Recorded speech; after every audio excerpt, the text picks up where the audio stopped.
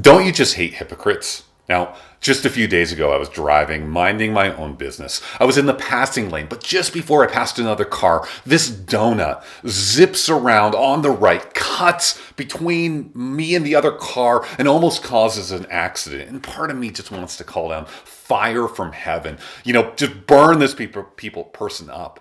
Yet, at the same time, I think of all the times I've acted poorly on the road. The worst part about hypocrisy is when we discover the hypocrisy of our own hearts. Now, Jesus warns of hypocrites. Beware of the scribes who like to walk around in long robes and love greetings in the marketplaces and the best seat in the synagogues. Now, they do all these things because their hearts are motivated more by how people perceive them than by how God perceives them. Hypocrisy happens when we care more about what people think than what God thinks.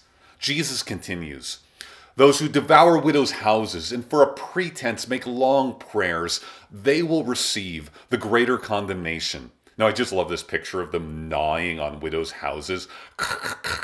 At the same time, they use their position to look good in the eyes of people. They abuse the poor. The true nature of our hearts is often revealed in how we treat those who cannot help us. In contrast to these hypocrites, Jesus puts forward the example of a poor widow who comes forward in the temple and drops 2 little pennies in the offering box. And he said, "Truly I tell you, this poor widow has put in more than all of them, for they all contribute out of their abundance, but she, out of her poverty, put in all she had to live on." This woman stands in sharp contrast to these impressive hypocrites. Now, this poor woman is ignored by the world, but is beloved by God.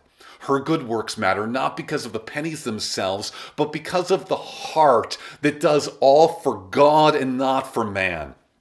Hypocrisy happens when we care more about what people think than what God thinks.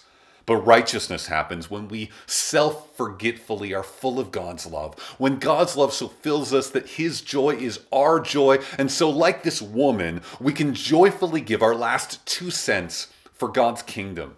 Now, not to earn a thing. Nobody thinks they're buying God's grace with 2 pennies. But because we will have hearts that know that God is all we need. Hypocrisy happens when we care more about what people think than what God thinks. But righteousness happens when we look to God's heart and forgetting ourselves simply serve, delighting in our Heavenly Father.